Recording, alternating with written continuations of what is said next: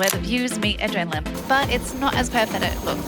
It actually cost us sleep on our trip, and here are things that no one tells you. From flying a helicopter when you're scared of heights, to one hike that was way harder than expected, to another that was surprisingly easy. Plus the best food spots, and here are the 7 things I wish I knew before visiting. Enjoy! Hey you, welcome. I am so excited to share my tips on Queenstown so you can learn from my mistakes and my sleep nights and enjoy this beautiful, beautiful part of New Zealand. Now, I need to be honest with you, I am so new to this vlogging and I'm really happy that you're joining me early. I have to tell you, I went and bought these like really fandangle sunglasses, will they transition? And little did I realize they only film portrait, not landscape. So all the beautiful videos and pictures I'm going to share with you, most of them will be portrait, but I have a promise to you and a dedication to improving and building better. I bought this little baby, and all future videos will be so much better quality and they will be landscape. So I can't wait to show you that in future. Well, let's begin. Okay, tip number 1 that you should do when you are going to Queenstown is, I highly recommend, and this is where I stayed, in the heart of Queenstown. There is so much to do, there's so many restaurants to walk to, you know, there's Patagonia where you can get some chocolate, there's Wharf Bar where you can get amazing food, and there's just so much to do. And there's your shopping as well. If you're like me and you didn't bring enough hiking gear, aka activewear, you can stop by at like a Lululemon, for example. This is the disclaimer that I want to get with you so you don't do this mistake. Do not book right in the center of Queenstown nightlife district. And what I mean by that is, you kind of want to stay in Queenstown center, but just around the outside. The whole reason for that is we stayed on a beautiful accommodation, absolutely beautiful, amazing views, but it was above a pub, but that wasn't the issue. The issue was that there was a pub or a bar that was across the way, I think diagonally, and they played music, and I'm not kidding you, until 4 a.m. 4 a.m. And it wasn't weekends, like, you know, Friday or Saturday. It was a Tuesday, then a Wednesday, then a Thursday. So I had to sleep with my noise cancelling headphones. I'm sharing this with you so you don't go through those sleepless nights, because honestly, when you can't sleep, it just kind of ruins your whole holiday. So the safe zones are just around the outskirts. I mean, I can still remember hearing all that doof, doof, doof, doof, doof, doof. So definitely avoid that. Don't stay right in the nightlife district, but do stay near the center, just far enough so that you can walk. Number 2, do book that helicopter tour. I will be the first one to tell you, I am so scared of heights. So scared of heights, don't really like roller coasters. And I also get really motion sickness. I'm talking can't even read a book or look at my phone on long car journeys, and I always sit in the front seat. And I did a 3-hour helicopter scenic tour, and it was one of the best things. I'm so glad that I overcame that fear and enjoyed it. It's amazing. Like, look at these photos, look at the scenery. We landed on top of a glacier. We then went to Milford Sounds and landed on a little private beach, and it was just absolutely stunning. The amazing thing as well, it turns what would be a massive day out, like for example, to drive from Queenstown all the way out to Milford Sounds. I think it's like a 4 or 5 hour bus ride or drive, and then you've got to stop, park, and then walk to it, or catch the boat to it, and then obviously you got to drive back. So it would pretty much be a massive day out. This was only a 3 or 4 hour tour, and you got to see everything. And honestly, those aerial views can be anything, and just absolutely crazy. Loved it. Highly recommend do it. When you are booking these tours, my advice is don't schedule them at the end of your trip. Do book them early. So book them in the first day or 2 that you're there, because I had 2 trips planned. That first one, that scenic tour, it went ahead. They normally do. I had a second one where I was going to do a hike on Mount Cook on San Joseph side. That got cancelled, and then tried to rebook for the Mount Cook side. That got cancelled for weather conditions as well. And unfortunately, because we were rebooking so much, we missed out on that. So I highly recommend booking those on your first few days and take a bucket list and do a helicopter tour. Now the third thing you should do is you should definitely do a walk or hike. a hike, I use hike in a looser term. What I would say that I am not the fittest person. I get out of breath just walking up a hill or a set of stairs. Trying to get fitter, I promise you that. I'm trying to eat a salad. I actually have a salad right now. But so I did 2 hikes. I did one which is called the Ben Lomond, and it has a saddle and a summit. A summit is really far up. So for the saddle, you have 2 options. You can take the gondola up, which I think costs like $60 or something.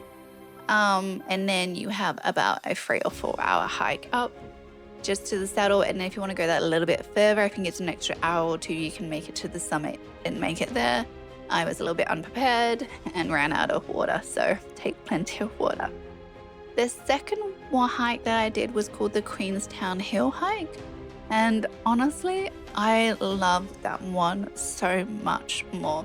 One, you don't have to worry about taking the gondola up, and if you don't take the gondola up on the Ben Lomond one, you have to add an extra hour or 2, and that's a really steep hike. On the Queenstown one, it's really beautiful. You kind of start walking through like the little bits of the town, and then you work your way up and you walk through a beautiful forest. Like it's shaded, really nice and cool. And then you kind of go up, and it had the best views in my opinion. You could see the airport, and I love watching like the helicopters take off. I love seeing the planes take off, and then you can see the whole Queenstown. You can see like where the lake is, where you were staying. You can also see where the saddle was, and it is a lot shorter and a lot easier hike. It took me, I think, about 2 hours up and 1 hour down, so definitely shorter. So if you're like me and you want those views but you don't want to have too much effort, then I highly recommend Queenstown Hill hike. It also is a lot quieter. I think it's a lot less, I think it's like a little hidden gem right now. So definitely do it, because it took me a bit of research to find it. So definitely try the Queenstown Hill hike. Now the 4th thing I recommend, and it kind of ties into that hike pretty well, is a good recovery session. Now I did 2 while I was in Queenstown. They are literally right next to each other. I did the Illume hot pools for 90 minutes, and then I did 90 minutes at the Queenstown Bathhouse. And in my honest opinion, I did get way more benefit out of the Queenstown Bathhouse, and that is because it was just, there was a lot more to do. So the Illume hot pools, it's a very beautiful setting. You can see the mountains in the back, and you just get to sit in this nice little hot pool. Now it is exactly that. There's no bubbles, there's not really any entertainment. So for me, the hot pools are a really good idea, but if you're anyone that's like me that loves the idea of a bath, and then you get in a bath and you're like, I'm bored now, then I don't recommend it. If you want to sit there and meditate in your own space, then it's probably for you. However, the Bathhouse, the reason why I love this is there was so much to do there. They had 3 pools. One was the ice bath, one was the ambient one, and one was the hot one. Now I'm a little bit crazy and I really like doing those cold plunges for a long time. I can do it 5 or 6 minutes quite easily. For me, it's quite euphoric and really does help heal those bones and muscles after a long hike, and then you can kind of jump in to the hot pools and warm up. And then they also had 3 saunas. There was a traditional large sauna, which had a beautiful fireplace in it, so you can actually look at something while you're in there. 2 infrared saunas, and my favorite is a steam room, because that's really where I can meditate. And it had amazing teas that you can just keep drinking. Absolutely recommend it. I want to go back, and I'm trying to find something in Sydney that's like it.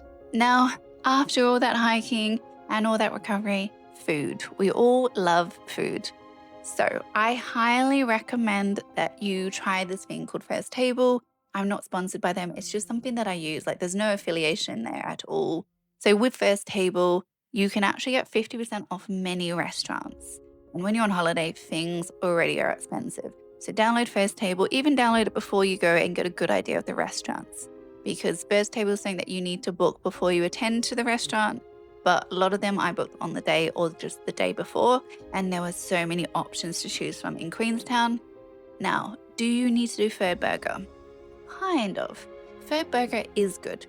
The burger is good, but is it life-changing good? No. No, I'll be honest with you on that one. But if you are going to do it, I would recommend, because the line to actually order your food was quite fast. For me, it was kind of down the street a little bit, but it only took 5 to 10 minutes to order. But the thing that takes time is waiting for the food. It took about, I think, 40 to 50 minutes, but do watch your order number online, because they'll give you a ticket and then you can look and watch online and it will show when it's ready. So save your time, go for a wander, go for a stroll, and then go back and get your burger and then find a nice little spot to sit down. And I would say definitely try Wharf Bar, Queenstown Wharf Bar. I think it's a newer place, because when I went there, it did look quite newly renovated or newly furnished. And the food was absolutely incredible. And it was so quiet. I went at like midday, and you would expect that there'd be lots of people there.